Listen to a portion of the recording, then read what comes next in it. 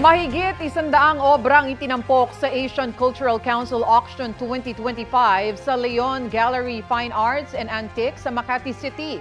Kasama riyan dambana ni Vicente Manansala, Family United ni Ramon Orlina, a standing female bulol mula sa Ifugao at iba't ibang obra ni Fernando Amorsolo. 100,000 pesos ang starting bid sa pinakamurang artwork, habang 18 million pesos para sa pinakamahal. Layo ng auction na matulungan ng Filipino artists na mapalawak ang kanilang kaalaman sa pamamagitan ng pag-aaral sa ibang bansa. Ayon kay Asian Cultural Council Chairman Ernest Escaler, nasa 200 artists na ang kanilang natulungan. Target nila na makapagbigay ng 6 na grants mula sa 70 applicants ngayong taon.